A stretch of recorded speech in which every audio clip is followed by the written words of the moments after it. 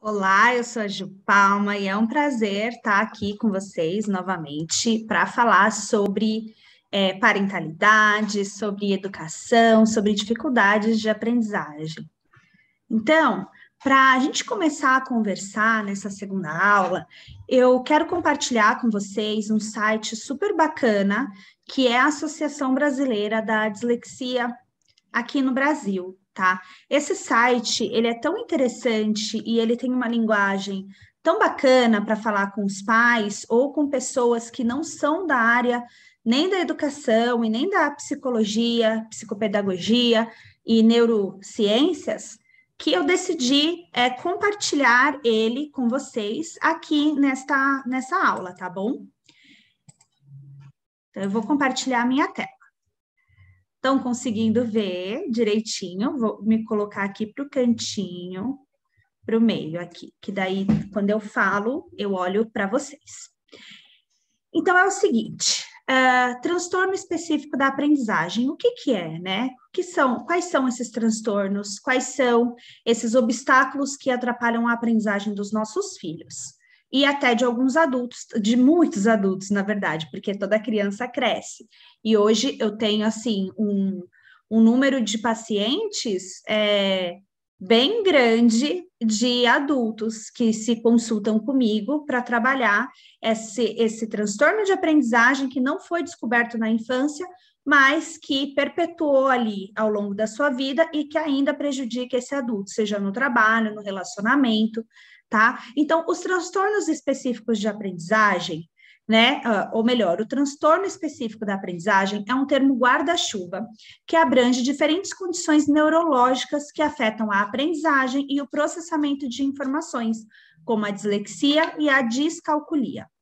Esse termo, ele é usado para descrever dificuldades específicas para adquirir habilidades acadêmicas. O transtorno de aprendizagem, os transtornos específicos da aprendizagem, eles são a dislexia, a desortografia, a discalculia, tá? Estes são os transtornos específicos da aprendizagem.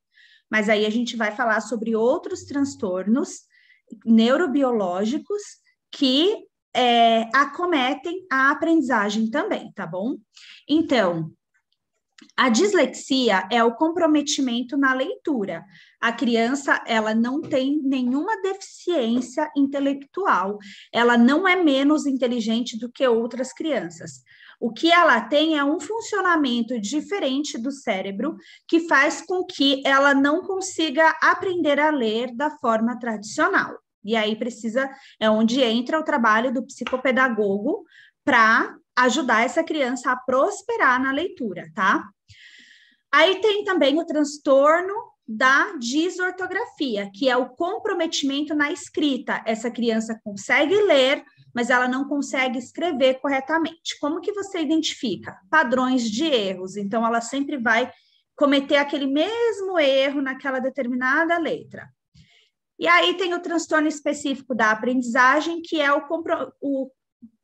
do comprometimento na matemática, que a gente chama de discalculia. Essa criança vai ter muitas dificuldades de entender a lógica dos números. Aqui não está falando, mas nós temos a disgrafia. A disgrafia é o comprometimento da grafia, é uma disfunção grafomotora, que entra ali também no campo da psicomotricidade, tá? Então, quando a gente estuda, né, se forma psicopedagoga, que foi o meu caso, não tem como você não ir além e não fazer outras formações como a neuroeducação, né, a neuroaprendizagem e a psicomotricidade também, porque elas estão interligadas. Aí, aqui eles falam, tem algumas descrições bem interessantes que eu quero compartilhar com vocês. Aí ele fala assim, né, no site. Além disso, esse guarda-chuva pode englobar outras condições que, apesar de não serem considerados transtornos de aprendizagem, também impactam e atrapalham o processo de aprendizado, que é o que eu falei, alguns outros transtornos neurodiverso, né, neurobiológico, eles impactam diretamente na aprendizagem, que é o caso da deficiência intelectual, transtorno da comunicação, transtorno do espectro autista e o transtorno do déficit de atenção e da hiperatividade, o famoso TDAH. Outras condições que podem afetar ou agravar a aprendizagem: alterações das funções executivas. Que são as funções executivas? São os nossos comandos do cérebro para realizar tarefas do dia a dia. Então, compreender uma conversa, capacidade de se organizar, de se planejar, de comunicar, orientação visoespacial, lateralidade, reconhecimento de direita e esquerda, consciência corporal, tudo isso está relacionado às funções executivas. É por isso que, quando o paciente ele chega para mim com transtornos de aprendizagem, a gente não fica, por exemplo, dislexia, meu filho não consegue ler. Como que eu vou tratar esse transtorno? Eu vou ficar dando mais livros para ele ler? Não, eu vou atuar ali nas funções executivas, nos comandos do cérebro, para que o cérebro aprenda a ler, tá bom? Então, são exercícios cognitivos, de estimulação cognitiva, de estimulação das funções executivas, que vai fazer o cérebro funcionar melhor, mais rápido, e aí sim a criança, né, vai ter o preparo que ela necessita para aprender a ler. Transtorno do desenvolvimento da coordenação, também conhecido como dispraxia e disgrafia, que é o que eu falei anteriormente. Questões emocionais, isso é muito importante. A gente, quando muda de país, né, os nossos filhos, se os seus filhos eles cresceram uma parte da vida deles aqui no Brasil, e aí vocês mandaram para o Japão, então vai ter toda uma questão emocional envolvida, e também mesmo as crianças que nasceram no Japão, também tem muitas questões emocionais e culturais envolvidas. Por quê? Porque não tem tanto familiar, apesar das crianças serem criadas aí, vocês cultivam ainda uma cultura brasileira, aquela cultura de estar sempre perto de pessoas, né? Então, assim, são vários fatores, a gente pode fazer uma aula só sobre questões culturais e emocionais, mas são vários fatores que vão impactar ali na aprendizagem da criança. Então, bullying, separação de pais, perda de amigos, mudança de escola, mudança de cidade, mudança de casa, tudo isso afeta, né, com o emocional afetado, o cérebro, ele está trabalhando para recuperar aquela emoção, né, recuperar a pessoa daquela emoção que ela está sentindo, trazer ela para regulação. Então, quando ele está preocupado com outra atividade, né, em fazer a pessoa sobreviver, ele não vai se manter focado em aprender coisas novas, porque primeiro o cérebro ele está tentando resolver um problema que já existe, ele não precisa de mais problemas, entendeu? Por isso que é muito importante o conhecimento do cérebro, tá? Por isso que eu falei que a psicopedagogia, a pedagogia, a psicologia, a psicomotricidade, ela precisa, todas as áreas, elas precisam da neurociência, tá? Porque tudo começa pelo cérebro. Se a gente não entende o cérebro, a gente não entende nada. Então, como descobrir se a criança tem uma dificuldade de aprendizagem ou um transtorno específico de aprendizagem? Porque são questões diferentes, tá? Então, uma dificuldade de aprendizagem, é uma condição passageira que acontece quando influências externas atrapalham o processo de aprendizagem. Por exemplo, questões emocionais trazem dificuldade de aprendizagem. Elas não trazem o transtorno. O transtorno é quando a criança já nasce com aquilo. É neurobiológico, é o funcionamento do cérebro dela que é diferente, tá? A dificuldade de aprendizagem, ela surge por conta de uma metodologia do professor que não está adequada para aquela criança, uma mudança de escola, um professor muito chato, muito rígido, quando ele desperta medo na criança, isso também pode causar dificuldade de aprendizagem. A aprendizagem, ela é afetiva, ela está ligada, totalmente ligada à afetividade, então, quanto a criança, ela não gosta da matéria, ela gosta do professor, então, quanto mais ela se sentir conectada com esse professor, mais ela vai ter prazer em aprender aquilo que ele está passando, em ouvir o que ele está dizendo, né? Então, um professor muito rígido, que demonstra claramente que não gosta da criança, que a criança não se sente querida por ele, isso afasta da aprendizagem, e aí entra a dificuldade de aprendizagem, tá? Então, recapitulando, a dificuldade de aprendizagem é uma condição passageira que acontece quando influências externas atrapalham o processo de aprendizagem. Diversos fatores podem causar dificuldades de aprendizagem. Questões emocionais, problemas familiares, alimentação inadequada e ambiente desfavorável. A alimentação é uma questão muito importante, eu sempre falo. Se você tem uma alimentação 100% brasileira na tua casa, come arroz, feijão, carne todo dia, ovo, e chega na escola, essa criança vai comer aquela comidinha da escola japonesa, que é uma comida adaptada para aquele, né, para a cultura japonesa, é uma comida mais leve, e sendo que ela faz essa única refeição, né, no dia, e fica na escola até as 3 da tarde, essa criança ela pode ficar com fome, e com fome o cérebro também não aprende. Então, qual seria a solução para isso? É você ou adaptar a sua culinária em casa para essa culinária japonesa mais leve, né? E toda a família fazer essa adaptação e acostumar o estômago, enfim, ou você dá um belo café da manhã reforçado para essa criança. Então, você pode dar comida, você pode dar ovo, bastante proteína para que essa criança não fique com fome até a hora do almoço. O transtorno específico de aprendizagem é uma condição neurológica interna que afeta a aprendizagem e o processamento de informações. Ela vai atuar ali, né, nas funções executivas. Ao contrário da dificuldade de aprendizagem, o transtorno específico da aprendizagem é persistente. Então, assim, ele não tem cura.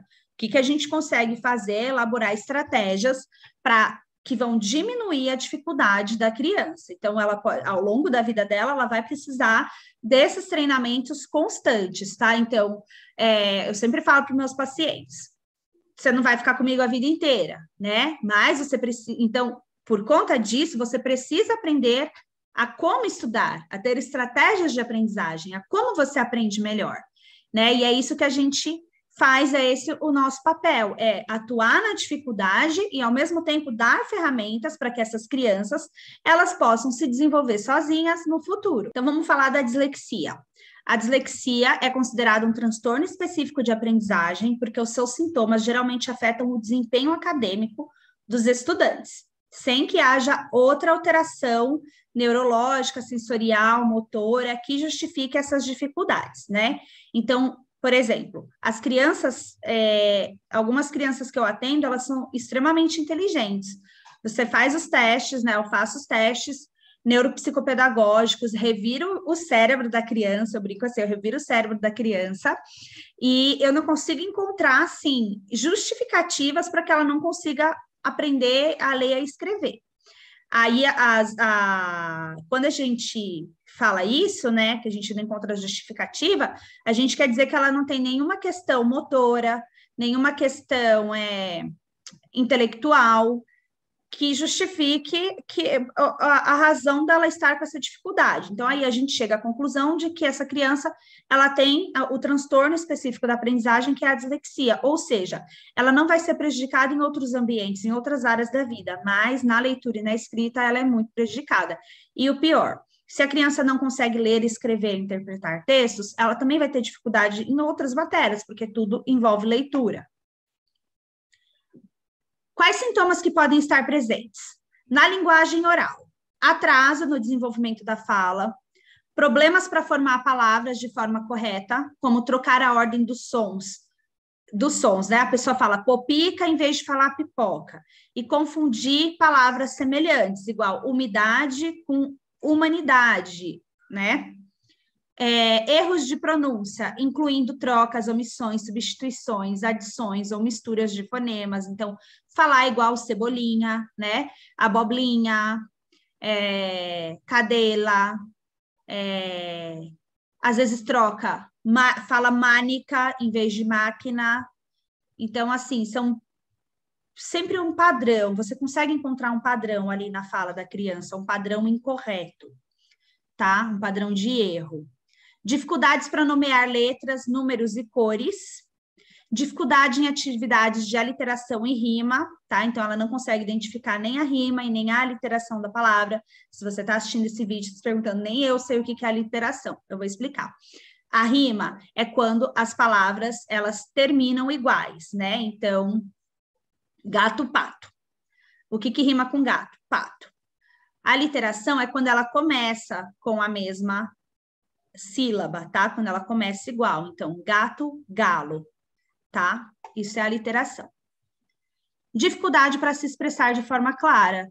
Às vezes a criança é muito comunicativa, bem extrovertida, mas você tem dificuldade de entender o que ela fala e ela também tem dificuldade ali para se expressar de forma correta. Na leitura, dificuldade para decodificar as palavras, então ela lê tentando decodificar. Então, por exemplo, eu vou ler aqui, dificuldade, ela vai fazer assim, ó, T-I, F, Fa, Fu, Cu, Da, Do, Do. Ela fica assim, entendeu? Ela não consegue entender a palavra. Também tem, assim, níveis de dislexia mais brandos, que ela consegue decodificar a palavra, mas ela demora mais. Então, ela vai fazer assim, ó. Di, fi, cu, da, de. Di, fi, cu, da, de. Dificuldade. Tá? Então, ela consegue, mas ela demora mais. Isso, assim, uma criança de 7 anos está aprendendo a ler, é normal fazer isso, mas um adolescente de 16 não é normal, tá? Leitura oral devagar e incorreta, pouca fluência na leitura, que é o que eu acabei de falar, com inadequações de ritmo e entonação em relação ao esperado para a idade e para a escolaridade. Erros no reconhecimento de palavras, mesmo as mais frequentes, compreensão de texto prejudicada, por consequência da dificuldade de decodificação, um vocabulário reduzido, e na escrita, erros de soletração e ortografia, mesmo nas palavras mais frequentes, omissões, substituições e inversões de letras ou sílabas, dificuldade na produção textual, com velocidade abaixo do esperado para a idade e para a escolaridade. Aí é importante lembrar que a dislexia, ela geralmente envolve um conjunto de sintomas, tá? Então, a manifestação desses sintomas, elas variam em cada pessoa. Então, desde baixa intensidade até uma intensidade maior. Então, olha os campos que ela afeta. Linguagem oral, funções executivas, processamento fonológico, processamento visual, habilidades de coordenação motora, habilidades cognitivas, questões ambientais, como condição socioeconômica, apoio familiar, apoio escolar, qualidade da escola, formação dos professores. São professores que estão atentos a isso?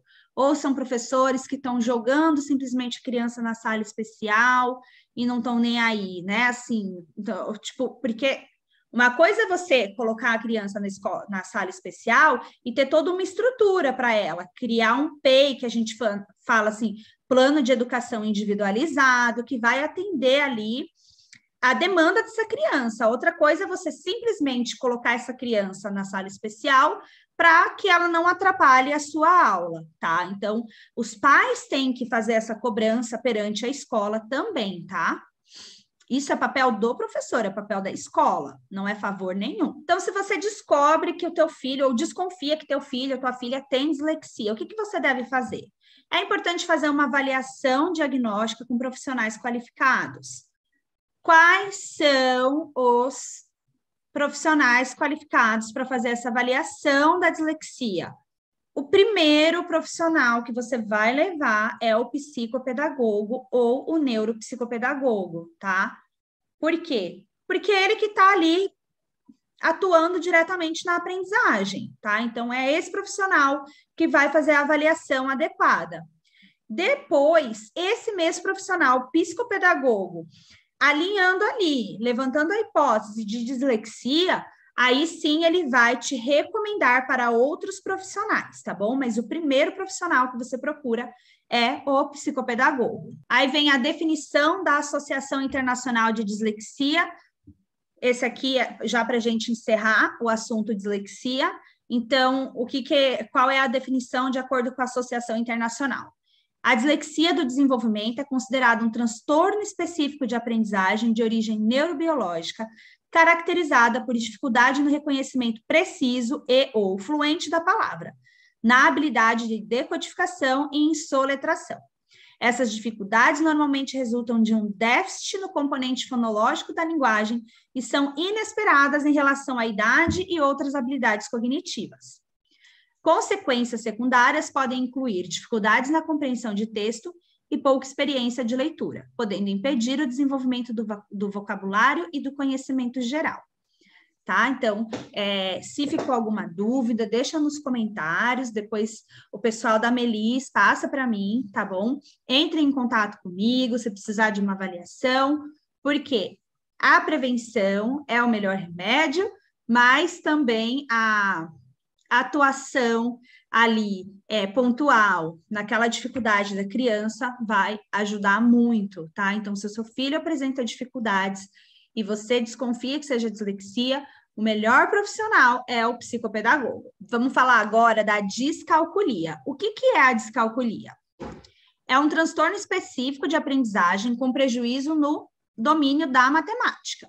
Ela é considerada um transtorno específico de aprendizagem porque as dificuldades observadas não podem ser justificadas por outras alterações neurológicas, sensoriais, motoras ou cognitivas. Ou seja, não tem um exame específico para você saber, não é um exame de laboratório, um exame de sangue que você faz e consegue identificar a doença, tá?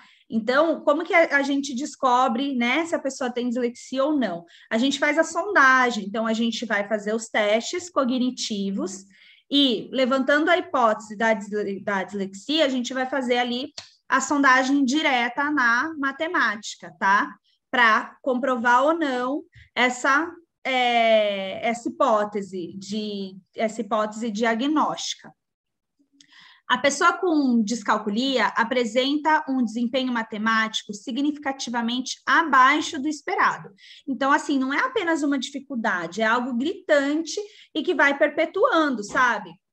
Porque, assim, quando a pessoa tem dificuldade, ela pode começar bem, ter uma recaída, depois ela entende de novo a matéria, volta na média, depois cai de novo. A dislexia, a pessoa mantém um padrão ali muito abaixo do esperado para a idade dela. A descalculia costuma estar associada à dislexia porque elas frequentemente aparecem juntas, né? Então, alguns pesquisadores acreditam que o alto índice dessa coexistência é uma consequência de fatores compartilhados por ambas as condições, como o déficit na memória de trabalho. Entretanto, não se pode assumir que todas as pessoas com dislexia têm dificuldades em matemática, ou que todas as pessoas com descalculia apresentam dificuldades de linguagem. A dislexia e a descalculia são reconhecidas como dois transtornos de aprendizagem distintos. Então, mais uma vez, quem vai conseguir fazer essa diferenciação? O psicopedagogo ou o neuropsicopedagogo.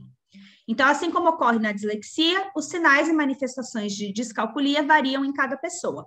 Vamos ver quais são os sintomas? Senso numérico fraco, dificuldade para estimar quantidade. Então, por exemplo, deixa eu pegar um exemplo aqui. Eu tenho 3 maçãs, tá? Eu tenho 3 maçãs. Aí eu coloco as 3 maçãs assim, tá? Aí eu pergunto, quantas maçãs tem aqui? Tem 3. Aí eu mudo. E agora, ainda tem 3 maçãs, eles não conseguem estimar. Algumas crianças vão falar que agora tem mais maçã, e você vai perguntar por quê? Ah, porque agora está ocupando um espaço maior, tá? Então, é mais ou menos isso que acontece. Dificuldade para contar de trás para frente, né? 5, 4, 3, 2, 1. Dificuldade para lembrar de fatos matemáticos básicos, mesmo tendo passado por muitas horas de prática. Então, você faz a lição com a criança, explica, parece que ela entendeu. Daqui a pouco, quando ela vai refazer esse exercício, ela já esqueceu tudo. Então, isso é algo que está na memória de trabalho dela, memória de curto prazo.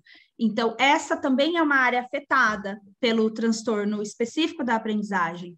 E é por isso que nos atendimentos psicopedagógicos a gente trabalha muito com o desenvolvimento da memória de trabalho. Dificuldade para entender valor posicional de algarismos, dificuldade para entender a função do número 0 no sistema numérico, esquecimento de estratégias matemáticas, dificuldade para guardar números na memória de trabalho enquanto resolve problemas matemáticos, ansiedade relacionada à matemática, o que é bem óbvio. Quando você tem dificuldade em alguma área da vida, você vai criar aquela ansiedade em torno desse tema. Lentidão para fazer cálculos, habilidade de aritmética mental fraca em relação à idade ou ao nível de escolaridade, dificuldade para aprender a ler as horas, dificuldade para calcular o tempo. Então, como as habilidades matemáticas desenvolvem ao longo dos anos, a insegurança e as dificuldades nessa disciplina, elas tendem a evoluir com o tempo. Portanto, é importante identificar a descalculia cedo e agir antes que ela se torne mais grave. Então, importante vocês estarem atentos a esses sinais que eu vou ler aqui para vocês agora. Sinais de descalculia na educação infantil. Dificuldade para aprender a contar, dificuldade para reconhecer padrões simples, dificuldade para entender o significado dos numerais, como associar o numeral 3 a um conjunto de 3 objetos. Dificuldade para entender o conceito de enumeração, associar um número a uma quantidade de objetos. Então, eu pego uma maçã e coloco o número 1 aqui. 2 maçãs, então eu falo, ligue, aqui tem quantas? Não consegue entender. No ensino fundamental, dificuldade para lembrar fatos numéricos, como 4 mais 2, uso excessivo dos dedinhos para contar, dificuldade para identificar símbolos matemáticos como o mais e o menos. Isso é bem óbvio, assim, quando a gente diz que está relacionado à dislexia, porque o disléxico, ele tem dificuldade para identificar a forma, né, das letras. Dificuldade para entender linguagem matemática com mais, que é menos. Dificuldade para entender o valor posicional dos algarismos, confundindo 12 e o 21. Nos finais do ensino fundamental, dificuldade para entender conceitos matemáticos, 3 mais 5 é igual a 5 mais 3, por exemplo. Sem precisar, né, fazer a inversão dos números e saber a resposta para 3 mais 26 menos 26, sem precisar calcular. Então, 3 mais 26, 29, menos 26, 3. Tá? Dá uma bugada ver essas coisas assim. Dificuldade de selecionar uma estratégia para resolver problemas matemáticos, dificuldades para lembrar o placar em jogos e atividades esportivas, dificuldade para calcular preço total de 2 ou mais itens, acaba evitando situações que envolvam números, como os jogos, esportes e outras atividades. Já no ensino médio, essa dificuldade vai perceber essa dificuldade quando apresentar tabelas e gráficos que a pessoa não consegue ler, tabela, gráfico, mapa. Dificuldade para lidar com dinheiro, como calcular troco. Dificuldade para medir ingredientes em uma receita. Insegurança em atividades que envolvam velocidade, distância e direção. A pessoa pode se perder com facilidade e dificuldade para encontrar diferentes estratégias para resolver um problema matemático. Bom, eu espero que vocês tenham entendido, mas se não entenderam, porque é um assunto novo, né? Pode ser que alguns pais já conheçam, outros nunca tenham escutado falar disso antes. Então, para aqueles que nunca escutaram falar disso antes, provavelmente vai ficar muitas dúvidas. Então, mais uma vez, vou pedir para vocês, entrem em contato com o pessoal da Melissa Education. Ela passa para mim, a gente responde todas as dúvidas de vocês, tá? O mais importante é que vocês não fiquem com dúvidas. Então, vamos falar de TDAH. Este daqui é um pouquinho mais extenso, e aí eu trouxe para vocês o site da Associação Brasileira de Déficit de Atenção, Então, qualquer dúvida depois, né, se vocês quiserem se aprofundar mais no assunto, entra no site. Ele é muito interessante, tem muita informação. Então, é um assunto mais complexo, tá? Envolve aí muitos fatores, então a gente vai falar sobre isso agora, tá bom? O que é o TDAH? O transtorno do déficit de atenção com hiperatividade é um transtorno neurobiológico de causas genéticas que aparece na infância e frequentemente acompanha o indivíduo por toda a sua vida. Ele se caracteriza por sintomas de desatenção, inquietude e impulsividade. Existe mesmo TDAH? Algumas pessoas têm essa desconfiança, né? Falam assim, hoje em dia todo mundo tem TDAH.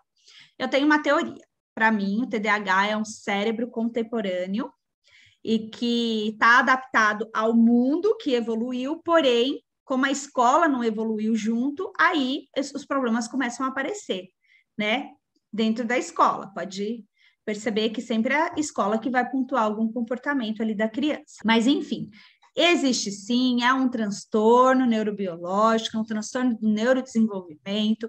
Algumas pessoas precisam ser medicadas sim, mas mais uma vez, a estimulação cognitiva, trabalhar as funções executivas, ainda é a melhor estratégia, tá bom? Eu trouxe aqui o meu site.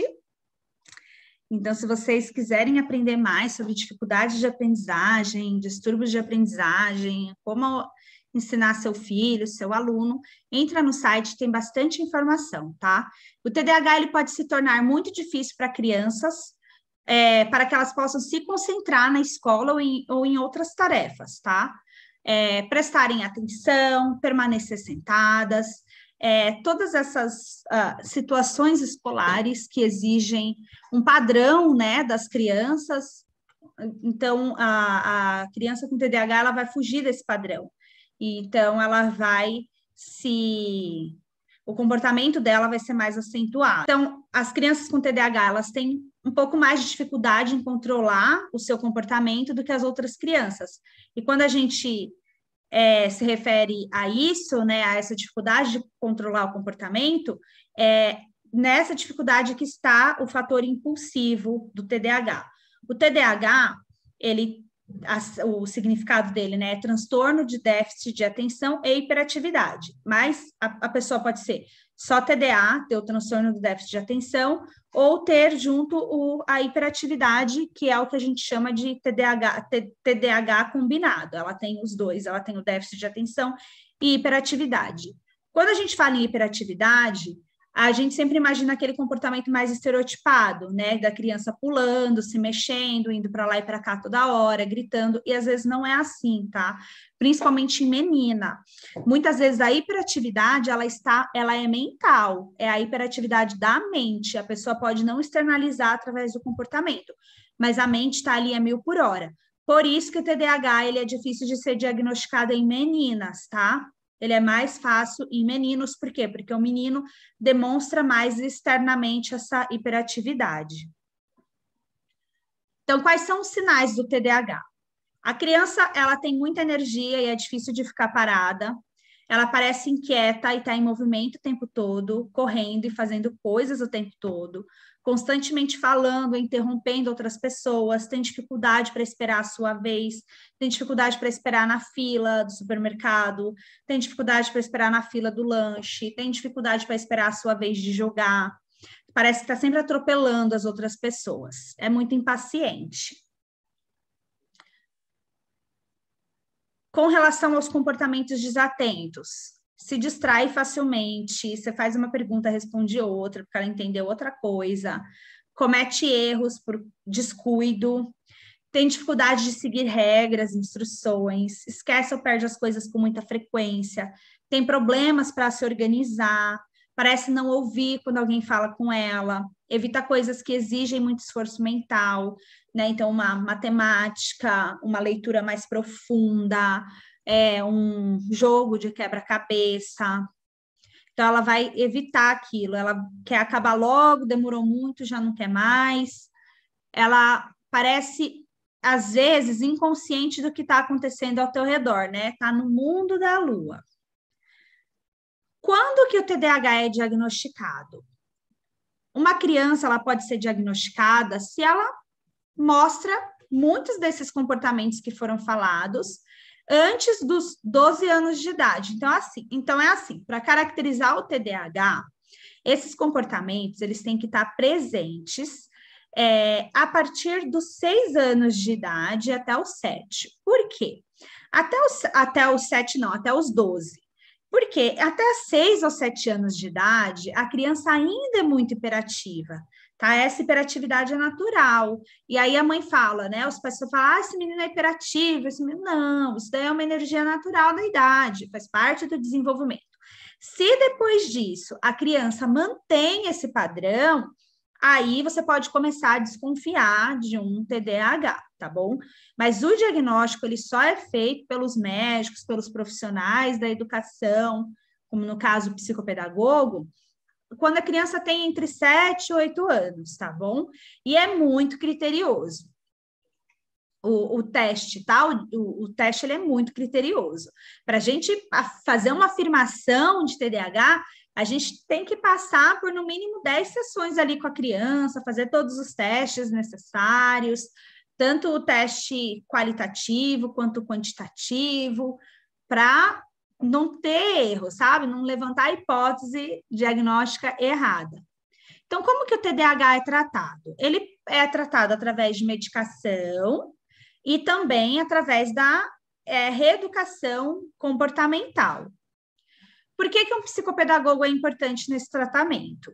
Porque o papel do psicopedagogo vai ser atuar no estímulo das funções cognitivas, tá? Memória de trabalho, controle inibitório, flexibilidade cognitiva, atenção seletiva, alternada, focada, todas as partes ali das funções executivas, além de prevenir, né, as dificuldades de aprendizagem. O que você deve fazer se você recebeu essa notificação da escola de que seu filho possa ter um TDAH, né? O que você deve fazer? Procurar um profissional. Primeiro de tudo, eu sempre indico, antes de ir para o psiquiatra logo, vá para o psicopedagogo, faz uma avaliação comportamental, uma avaliação da aprendizagem, ou um neuropsicólogo, né? Enfim, procurar os profissionais adequados são para fazer esse diagnóstico. Psicopedagogo, fono e psicólogo, tá? Então, como eu sei que no Japão, às vezes, os profissionais são escassos, aí você, dentro dessas 3 alternativas que eu te dei, você vai buscar ali aquele profissional que você mais se identifica para poder fazer essa avaliação, tá bom? Lembrando que o TDAH, ele causa, sim, dificuldade na escola, não é preguiça da criança, às vezes o TDAH ele é confundido com uma pessoa preguiçosa, desatenta, de má vontade, mas não é isso, tá? É realmente um transtorno do neurodesenvolvimento que faz com que a pessoa haja assim. Por isso que é importante a gente ter o nosso olhar atento para ajudar essa criança a se desenvolver. Essa foi a nossa segunda aula, falamos sobre as dificuldades de aprendizagem. Eu espero que vocês tenham gostado, tenham compreendido, e se ficou dúvida, mais uma vez, manda para a gente que a gente vai responder. Na próxima aula, a gente vai juntar todas essas informações aliadas à disciplina positiva para que você tenha ferramentas, né? Essa última aula é para ajudar você, mãe e pai, a ter ferramentas para educar o seu filho de forma mais assertiva, tá bom? Até daqui a pouquinho, então. Um beijo.